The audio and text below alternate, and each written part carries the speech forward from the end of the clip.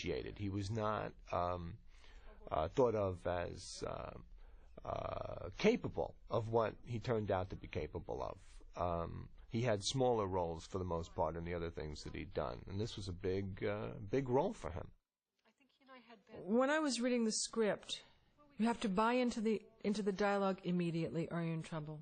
You know, you have to buy into it on the first or second page because it starts out so bizarre. You know, in the restaurant, and he gets down on his knees, and you've got to really, you know, you've got to buy that, or you're in big trouble. And the reason that I was nervous in the beginning, and I just kept saying I'm so nervous because I didn't think I could really be Italian, that people would believe it, that I would have the accent, and that I have a hard time if you take on something, if you can't do it exactly, then you shouldn't do it. I don't like it when you see people, they lose an accent halfway in the middle of the film, and then it comes back, and I'm thinking, where were their minds?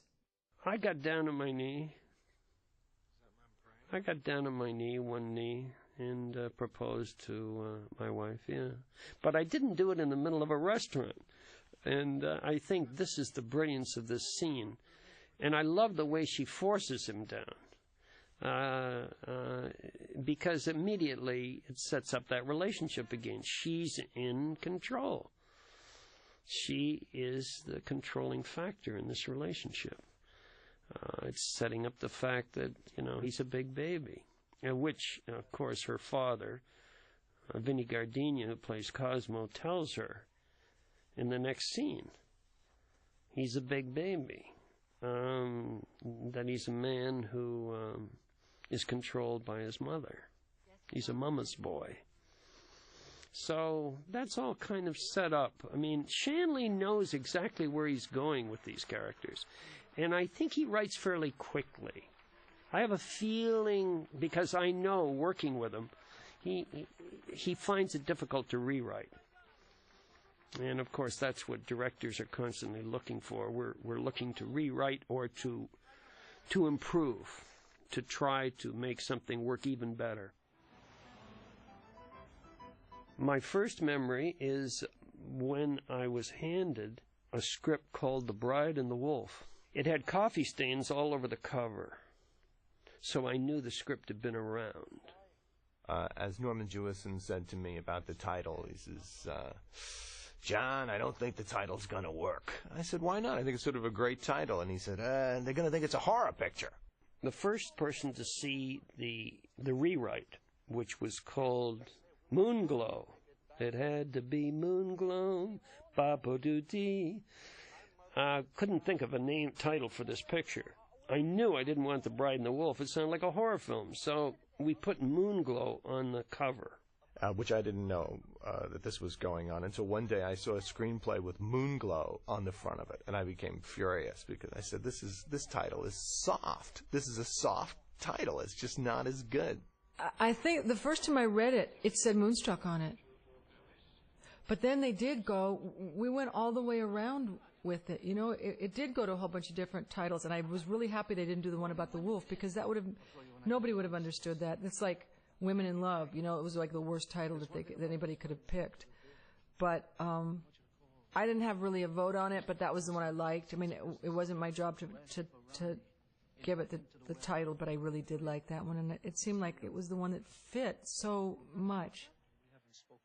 Cher's wearing a wig here. She's got gray in her hair, got her in dowdy clothes. She's balanced much in favor of pragmatism in these opening scenes, like here with Mr. Johnny, where she has decided to make the practical decision to marry a man that she does not love. Whereas life is impractical.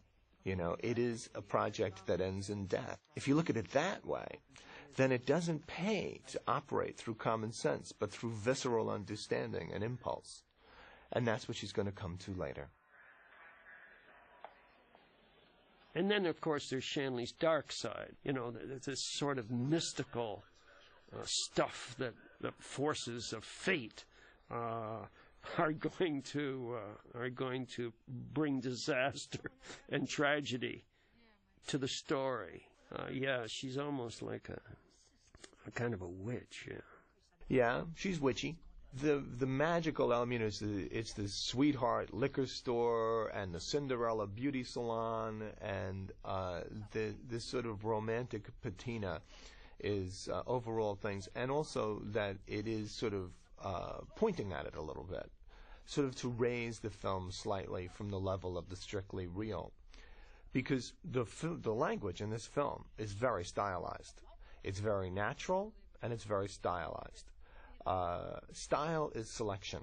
These things all exist in the world. We don't invent anything, but we do look around and go towards the things that connect with something within us. And that great shot of the plane from Cher's close-up, and the plane passing the most marvelous harvest moon, that is a, one in a lifetime shot.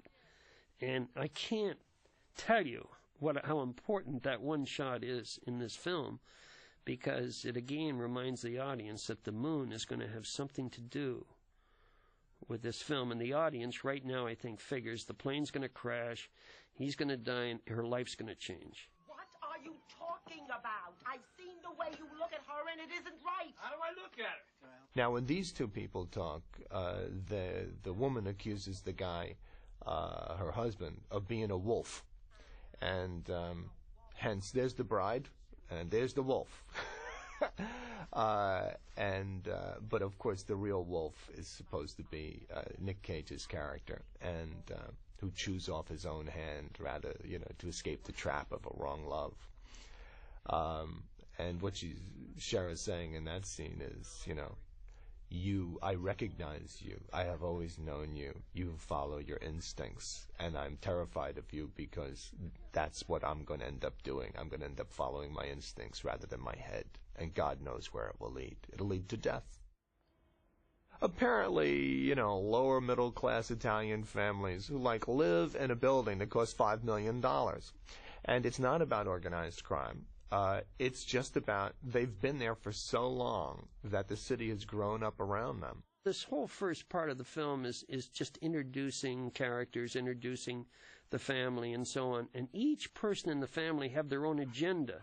And they only see, the poor grandfather only sees a certain part of the relationships in the family. But the one thing he's worried about all the way through this film is the pride of the family. Now, here at the top of the stairs, you see the grandfather, played by Fiodoro Scigliapin, Italian actor, who's almost 80 years old, and who, all through the film, we'll talk about him a little later.